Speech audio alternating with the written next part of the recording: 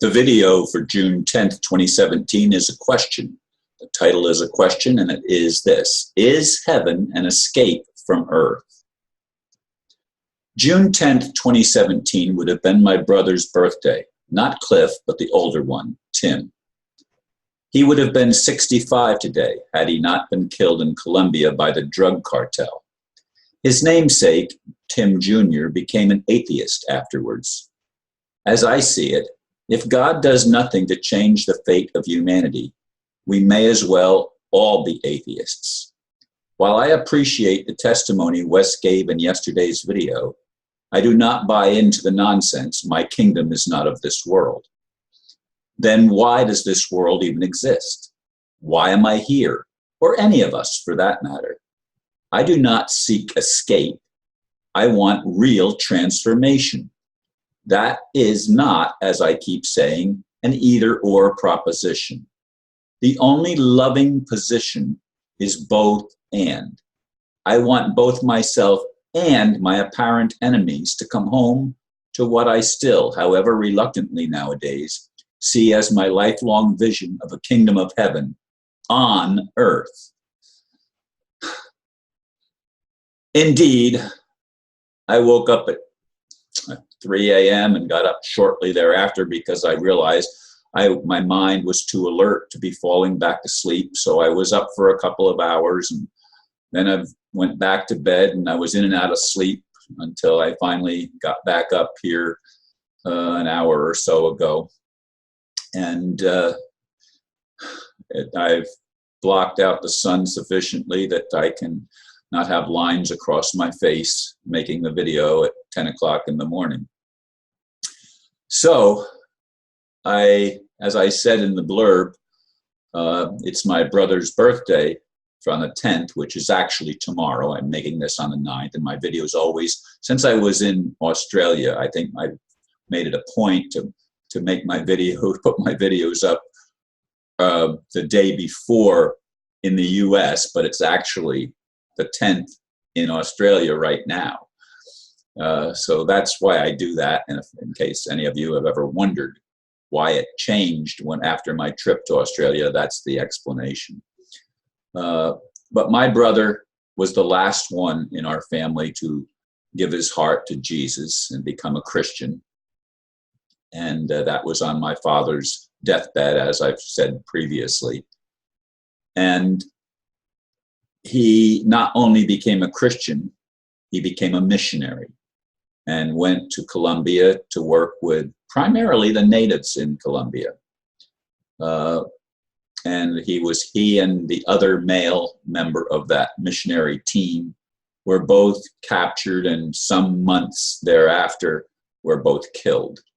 And of course, it's the drug cartel that was involved in all of that, and the dark forces of what's now known as America, but it's really the District of Columbia cartel, and the British hierarchy of the Crown Corporation and the Rothschilds and the Rockefellers and the Vatican and a whole bunch of others are involved in a very clandestine and diabolical regime that has ruled over the human element, over humanity, for eons of time, literally millennia.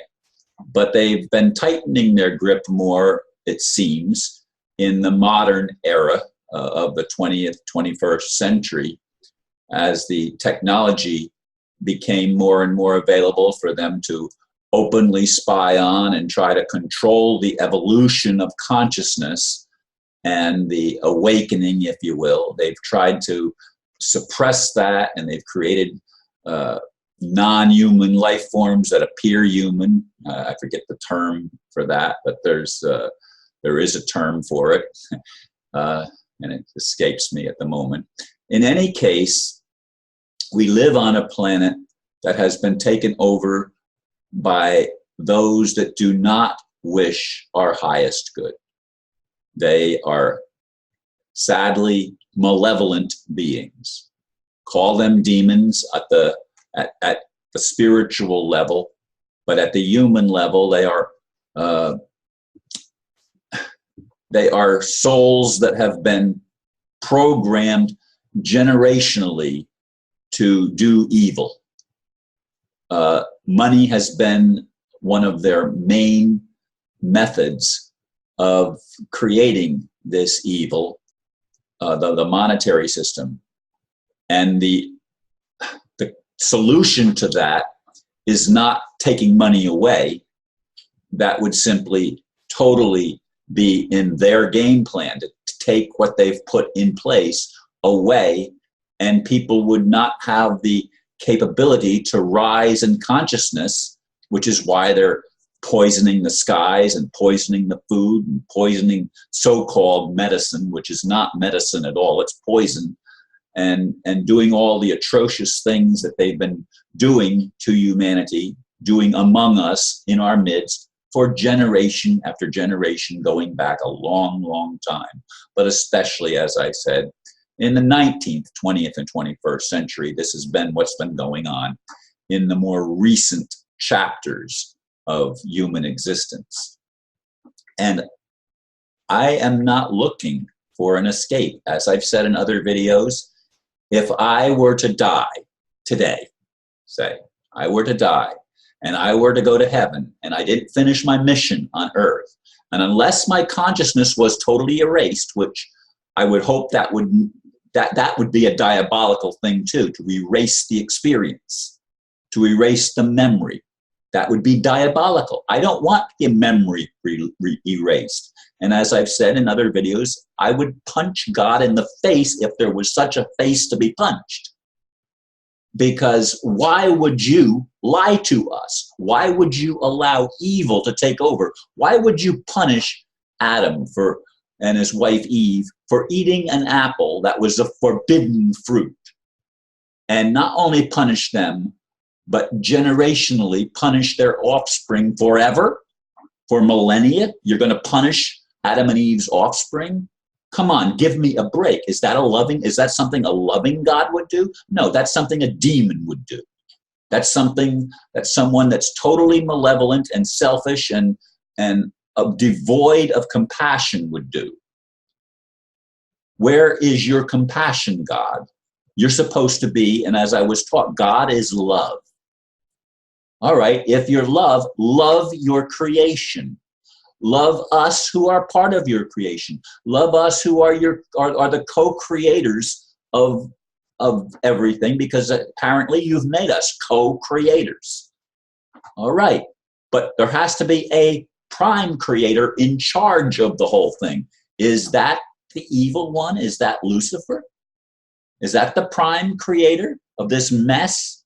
Well, then how are we going to fix Lucifer? Bind him for 1,000 years is what the Bible says. He'll be bound for 1,000 years. And then released again. Why? If that fallen angel and his legions of angels that are with him, if that's the problem, why let them loose again? I mean, the whole thing that I've believed all of my life seems insane to me. While I understand that Wes and others, I'm getting his name right? Yeah, I'm pretty sure. I'm not seeing it in the thing, but I don't see his name. Why don't I see his name? Oh, Wes, yeah, that's his name. While I understand that he and Steve and many of my friends are trying to build and make sense out of the whole biblical narrative and the historical reality that we've had to live through. While I understand that, I mean, we need hope, right? But it has to manifest on earth. And from my point of view, it has to be all of us. And the one that's responsible is the original creator of the whole thing at the start. Before there were angels, before there were demons, before there were anything, the God that created it all has to be responsible for everything. That's my message. Thank you for listening, and namaste.